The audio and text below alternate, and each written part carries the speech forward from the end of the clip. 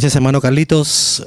Queridos hermanos de la Iglesia Cristiana de Pueblo Libre, muy buenas tardes ya con cada uno de ustedes. Decir que es un gozo, un privilegio sería redundante. Usted sabe que sí lo es. Hay ciertas expresiones faciales, gestuales que no se pueden disimular. Realmente es un verdadero gozo, alegría. Y aunque no los crean, hermanos, se les extraña mucho. Reciban también el saludo de mi familia. Y me parece realmente bastante del Señor estar aquí adelante. Quizás tampoco, como muchos otros siervos, uno no se siente digno quizás de poder estar aquí. Pero este privilegio es un don que no puede ser rehusado. La Biblia habla acerca en Romanos de los dones irrevocables. Y en esta oportunidad, accediendo a la invitación que me hace la congregación, quisiera compartir con ustedes la secuencia que se ha venido estudiando. Me encantan algunas cosas del apóstol Juan. En primer lugar, lo que más me agrada es lo que hizo Jesús con él. Cuando empezó el ministerio de Jesús, el apóstol Juan tenía un sobrenombre: Boanerges, hijo del trueno. En una ocasión, cuando en la ciudad de Jericó Jesús y sus discípulos fueron rechazados, Juan y su hermano Jacobo le dijeron a Jesús: Señor, ¿por qué no mandas fuego del cielo para que caiga sobre ellos? ¡Qué terrible!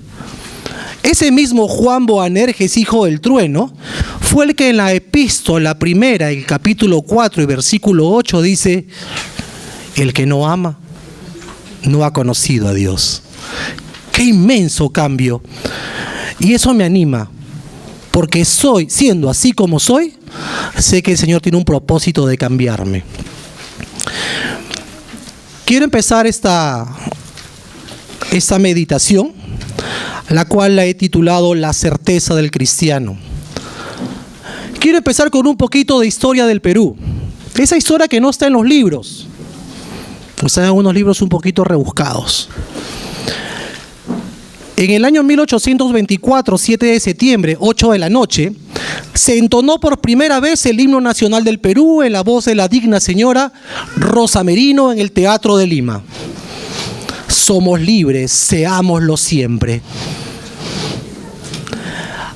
Años después, casi 50 años después, profesores universitarios, intelectuales peruanos, historiadores, dijeron que la letra del himno nacional debería ser cambiada, porque todas y cada una de los párrafos, estrofas e incluso el coro nos hace recordar la amarga esclavitud. Largo tiempo el peruano oprimido, la ominosa cadena arrastró, condenado a una cruel servidumbre. Mas apenas el grito sagrado, al estruendo de broncas cadenas, estrofa 3, nos hacía recordar una y otra vez la esclavitud de la que vivíamos. Entonces, ¿cómo un peruano podía ponerse la mano al pecho y cantar: viví en esclavitud, recuerdo a las broncas cadenas? Entonces se decidió cambiar el himno nacional. Es por eso que en febrero de 1912 se convocó un concurso nacional para que escritores, poetas, musicólogos cambiaran solo la letra. La música es excelente, la música queda. Solo tenía que cambiarse la letra del himno nacional del Perú. El jurado iba a estar integrado por algunos intelectuales, dos más conocidos, Ricardo Palma y Javier Prado, conocido como el maestro de la juventud. Se presentaron muchas propuestas para el cambio de la letra del himno nacional. Todas se presentaban en sobre cerrado y sin nombre, es decir, solamente con un seudónimo. Luego de revisar decenas de propuestas para el himno nacional, el nuevo himno nacional del Perú, hubo uno que llamó la atención de todos. Lleno de colorido, fuerza, desgarrador en algunas partes, emotivo, sublime, encantador, onírico. Este es. ¿Quién lo escribió? Un tal Improntus. ¿Quién es Improntus? Era nada más y nada menos que el célebre poeta peruano José Santos Chocano. Y el gobierno dijo, a partir de ahora el himno nacional, la letra del himno nacional será la escrita por José Santos Chocano. Pero como Santos Chocano tenía enemigos, no era muy querido, de hecho lo habían despedido del comercio por algunos escritos que había hecho, la letra del himno quedó ahí, y nunca se cambió. A mí me encanta mi himno nacional. Si bien es cierto, me hace recordar la época de esclavitud, también hay una frase que dice, soy libre, lo voy a hacer siempre. Y que antes el sol deje de dar sus luces, que yo me olvide el voto solemne, el juramento solemne que a la patria elevé. Por eso es que me encanta mi país. Por eso es que me gusta trabajar en mi país. ¿Y por qué uso esta historia? Porque Juan amaba a la iglesia a la que le escribía. Les hablaba con amor, queridos, hijitos, hermanitos. ¿Con qué amor hablaba Juan? Esta epístola primera de Juan, que a decir de muchos comentaristas tiene algunas dificultades para poder esquematizar, nos deja dos convicciones. La primera, que habían doctrinas falsas, doctrinas equivocadas que estaban insertándose en la mente y corazones de los creyentes. Una de ellas usted ya sabe, Jesús no vino en forma corporal, era un espíritu, parecía pero no era.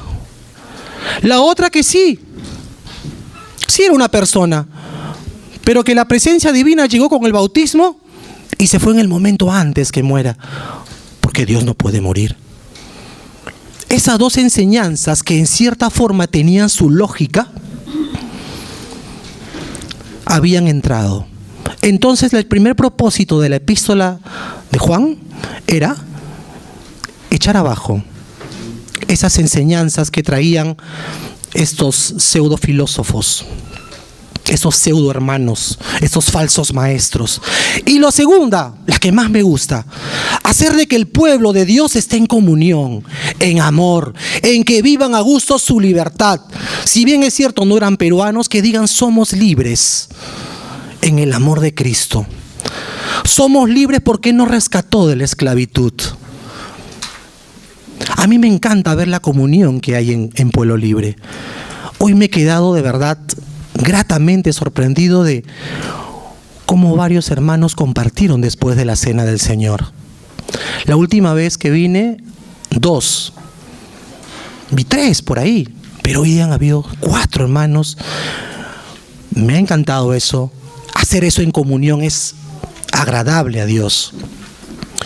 Yo quisiera que el día de hoy nos llevemos a casa 5 certezas que el cristiano debe tener. Para eso yo quisiera pedirles, hermanos queridos, que abran sus Biblias en la epístola en referencia, primera de Juan, capítulo 5. De las 5 convicciones, si al menos tú te vas con 2 aquí, adheridas a tu corazón, a tu alma, a tu vida, yo puedo morir en paz e irme al cielo. Si te vas con las 5, voy a ser inmensamente feliz. Me muero 2 veces. Yo quisiera realmente que de estas 5 certezas por lo menos te reconozcas en 2, que digas estoy completamente seguro de esto. Primera de Juan, capítulo 5. Voy a dar lectura. Perdonen la voz un poquito ronca, ando un poco mal de la garganta. La palabra de Dios dice así: todo aquel que cree que Jesús es el Cristo es nacido de Dios. Y todo aquel que ama al que engendró, ama también al que ha sido engendrado por él. En esto conocemos que amamos a los hijos de Dios, cuando amamos a Dios y guardamos sus mandamientos. Pues este es el amor a Dios, que guardemos sus mandamientos, y sus mandamientos no son gravosos. Porque todo lo que es nacido de Dios vence al mundo, y esta es la victoria que ha vencido al mundo, nuestra fe. ¿Quién es el que vence al mundo, sino el que cree que Jesús es el Hijo de Dios? Este es Jesucristo, que vino mediante agua y sangre, no mediante agua solamente, sino mediante agua y sangre. Y el Espíritu es el que da testimonio, porque el Espíritu es la verdad. 3 son los que dan testimonio en el cielo: el Padre, el Verbo y el Espíritu Santo, y estos 3 son uno. Y 3 son los que dan testimonio en la tierra: el Espíritu, el agua y la sangre, y estos 3 concuerdan. Si recibimos el testimonio de los hombres, mayor es el testimonio de Dios, porque ese es el testimonio con que Dios ha testificado acerca de su Hijo. El que cree en el Hijo de Dios tiene el testimonio en sí mismo. El que no cree a Dios lo ha hecho mentiroso, porque no ha creído en el testimonio que Dios ha dado acerca de su Hijo. Y ese es el testimonio que Dios nos ha dado: vida eterna, y esta vida está en su Hijo. El que tiene al Hijo tiene la vida. El que no tiene al Hijo de Dios no tiene la vida. Estas cosas os he escrito a vosotros que creéis en el nombre del Hijo de Dios, para que sepáis que tenéis vida eterna, y para que creáis en el nombre del Hijo de Dios. Esta es la confianza que tenemos en Él, que si pedimos alguna cosa conforme a su voluntad, Él nos oye. Y si sabemos que Él nos oye en cualquiera cosa que pidamos, sabemos que tenemos las peticiones que le hayamos hecho. Si alguno ve a su hermano cometer pecado que no sea de muerte, pedirá, y Dios le dará vida. Esto es para los que cometen pecado que no sea de muerte. Hay pecado de muerte, por lo cual yo no digo que se pida.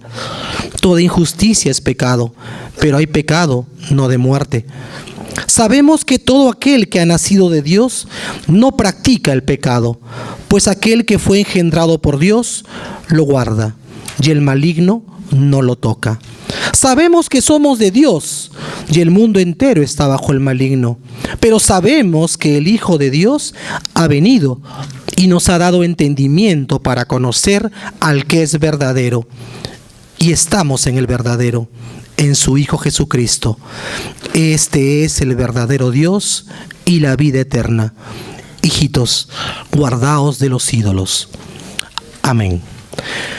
Bendita sea la palabra del Señor. Si tienes un lapicito, o un color, un resaltador, o un lapicero, me gustaría que subrayes algunas palabritas, específicamente 5 palabritas que están en esta porción. En el versículo 2, en esto conocemos. Subraya o encierra conocemos. Luego en el versículo 15 dice, y si sabemos. La palabra sabemos. En el versículo 18 repite otra vez, sabemos. En el 19 reitera, sabemos. Y en el 20, pero sabemos. 5 veces en este capítulo 5 aparecen esta expresión. Conocemos, sabemos. A lo largo de toda la epístola aparece 12 veces, pero solamente en este capítulo aparecen 5 veces. Mano, muchas gracias. Entonces tenemos en este pasaje 2 palabras claves.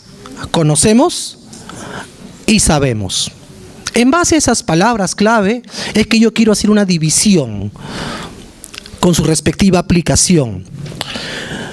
Lo primero que quiero hacer notar es estas palabras claves. La primera es conocemos. Esta palabra viene del verbo conocer. ¿Qué cosa es conocer? Es averiguar, indagar, enterarse por el uso de tus facultades intelectuales acerca de las características o particularidades de las cosas. Me explico. La primera vez que me invitaron aquí a compartir, yo no los conocía. Entonces yo me imaginaba un público sin rostros. Pero cuando vine y me paré aquí al frente, usted no me vio, pero mis piernas temblaban, ya los conocí. Ya tenían rostro. Y no solamente rostro, tenían características particulares. El bromista, estaba también el preguntón, estaba el atento, el dormilón, estaban todas las características. Entonces ya los conocía. Ya los conocía. Entonces usé mis facultades intelectuales, la que Dios te ha dado a ti y a mí, para ver las características de cada uno. Hoy ya conozco a varios, la gran mayoría por sus nombres. Y ustedes también ya me conocen. La otra palabra clave es sabemos. Del verbo saber. Saber es conocer algo. Conocer algo. Cuando me dicen que mi hermano Carlitos me ha escrito un mensaje, yo ya sé quién es Carlitos, ya lo conozco, sé de qué va a ir el mensaje. Y me mandó un mensaje de edificación muy bonito, porque ya sé, ya lo conozco. Entonces yo estoy seguro, cuando sé y conozco, puedo estar seguro. En este mundo posmoderno hay muchas cosas de las que creemos estar seguros, pero en realidad no podemos tener la certeza.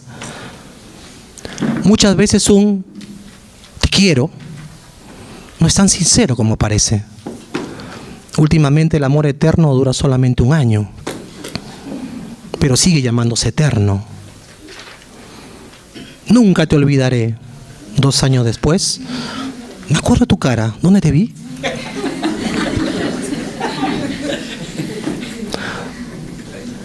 No podemos tener la certeza. Empiezan 20 un curso, acaban 5. Y de los 5 solamente 2 entregan tareas. Hermanos, conocer y saber son unas características importantes. Nos llevan a tener certezas, convicciones, seguridades. Y yo quisiera, en este tiempo de preguntas, en este tiempo de cuestionamientos, en este tiempo de incertidumbres, en este tiempo de interrogantes, yo quisiera que usted y yo, y primero fui yo, quien se tuvo que convencer de estas 5 certezas que todo cristiano debe tener. Primera certeza: sabemos. 5 cosas que nosotros sabemos. Primera cosa que sabemos, y en los espacios en blanco que tienen en vuestras hojas pueden ir llenando. ¿Qué es lo primero que sabemos según los versículos 1 al 5? Perdón, 1 al 5. ¿Qué es lo primero que sabemos? Sabemos quién es un cristiano. Nos gusta declarar, nos sentimos privilegiados y orgullosos de declarar: soy cristiano, soy de Cristo. Pero ese pasaje nos ayuda a entender y a tener la convicción real: ¿quién es un cristiano? Me sirve mucho para mirarme frente al espejo de la palabra y decir: ¿soy verdaderamente un cristiano? Según el pasaje dice: todo aquel que cree que Jesús es el Cristo. Tú que eres cristiano, tú que cuando llenas un formulario de datos en la parte de credo religioso colocas cristiano evangélico, ¿realmente crees que Jesús es el Cristo? No de manera intelectual, sino sabes que es tu Salvador, sabes que Él te redimió, estás completamente seguro que esa muerte fue por ti, que ese sufrimiento fue tomando tu lugar, que tú en realidad deberías estar muerto por todos los pecados que has cometido, pero que Él en su inmenso amor decidió tomar tu lugar. Si crees realmente esto, Qué bueno, la gloria sea para el Señor. Dice el pasaje que aquel que declara que Cristo, que Jesús es el Cristo, es un cristiano. Pero también dice el pasaje, específicamente en el versículo 1, que también un cristiano es todo aquel que ama a los demás cristianos. ¿Amas tú de verdad a tus hermanos? ¿Cuánto del amor que Dios ha derramado en tu corazón por medio del Espíritu Santo le das a tus hermanos? ¿Tienes amor para tus hermanos? ¿O prefieres la crítica sencilla, la crítica fácil, la crítica ligera?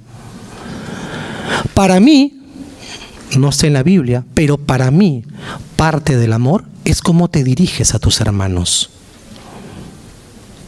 Los apodos, los sobrenombres, los diminutivos y aumentativos ofensivos, es parte de tu amor. Es parte de cómo lo ves tú a él. Oye, cabezón, ¿qué te parece si... Orejas, ¿qué te parece si... Chato, ¿qué te parece si... Tengan mucho cuidado, hermano. Parte de su amor es cómo lo ve, cómo ve usted ese hermano y cómo lo trata, cómo se dirige a él. ¿Es usted un cristiano de verdad? ¿O le falta afinar algunos puntos? Nadie es perfecto. Yo también cometo esos errores. Lo reconozco. Me pongo primero en la fila de los que deben mirarse al espejo con ese pasaje. Pongámonos un poco más, la valla más alta. Dice el pasaje que aquel que es nacido de Dios, aquel que cree que Jesús es el Cristo, aquel que ama a los hermanos, aquel que guarda sus mandamientos. Y añade, porque sus mandamientos no son gravosos. Gravoso significa pesado, que causa molestia, a veces intolerable. Si a usted le cuesta obedecer los mandamientos de Dios, le falta amar más a Dios. Si hay ciertas cosas en la palabra de Dios que le demandan a usted algo, obediencia, y le cuesta, ame más a Dios, búsquelo más. Hay muchas cosas en la Escritura que a veces lo reconozco, cuestiono, busco alguna salida a mi conveniencia. Pero como dijeron en la mañana, parte de la humildad también es recibir la reprensión de otros. Y cuánto más del Espíritu Santo. ¿Guarda usted los mandamientos? ¿Pone su vida en las manos del Señor para que lo ayude a guardar sus mandamientos? ¿Está intentando cada día más obedecer sus mandamientos? Otra evidencia que nos da la Escritura de lo que sabemos y las convicciones que debemos de tener es que un cristiano es todo aquel que vence al mundo por la fe. Me gusta porque Juan coloca claramente, el que vence al mundo, el poder que ha vencido al mundo es nuestra fe. No es mi intelectualidad, no es mi dominio propio, no es mi autosuficiencia, es en quien he puesto mi fe. Porque lo primero que debo reconocer es que yo soy incapaz, total, completa, absoluta y perfectamente incapaz de obedecer, de vencer al mundo. Si yo decido enfrentar al mundo solo, el mundo me va a devorar y me va a destrozar. Pero ¿en quién ha creído usted? Su fe puesta en la obra de Jesucristo es quien va a hacer que usted venza al mundo. Y no para que se sienta usted victorioso y diga, pasé por esa prueba y vencí y salí victorioso. No, es para que la gloria sea para Él.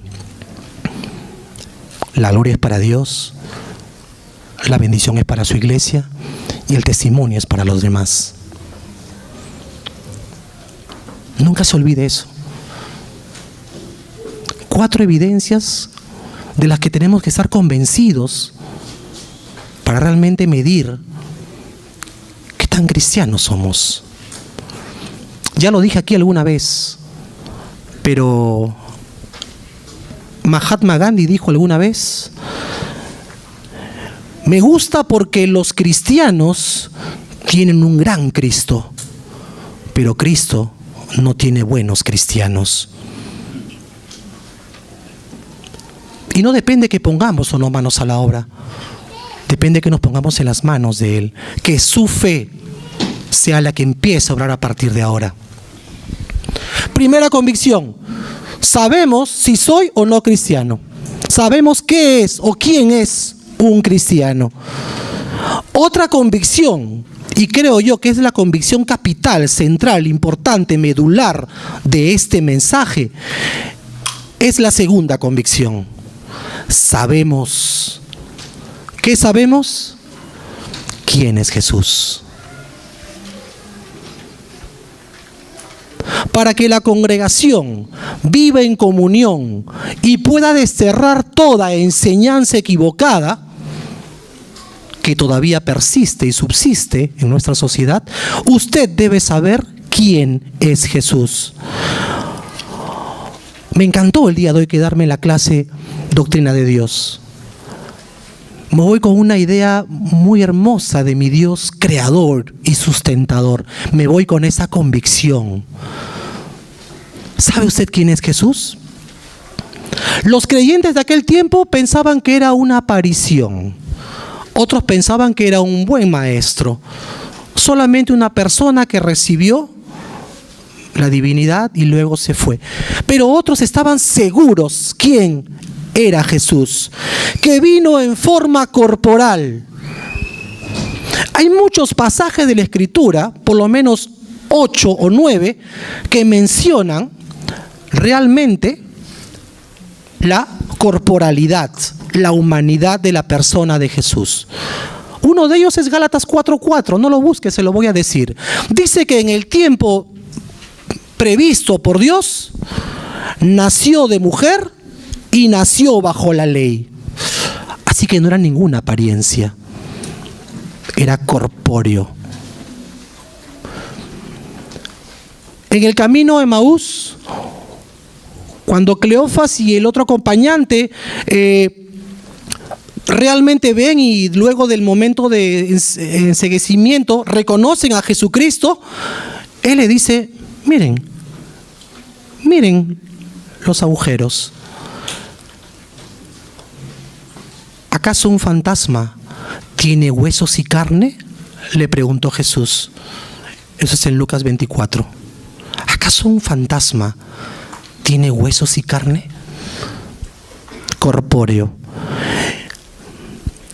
Vino en forma corporal. ¿Qué más sabemos de Jesús? De Jesús sabemos muchas cosas, pero ¿qué es lo importante que usted debe saber de Jesús? Que vino por ti, que vino por mí. No vino a ensoberbecerse, sino vino a hacerse, como dijo mi hermano de hoy temprano, vino a humillarse a la condición de hombre, y más aún a la condición de siervo, hacerse obediente hasta la muerte y muerte de cruz. El justo por los injustos, el que nunca cometió pecado se hizo pecado. ¿Para qué? Para que tú y yo podamos ser llamados hijos de Dios. Mira cuán amor nos ha dado el Padre para que seamos llamados hijos de Dios por los méritos de Jesucristo.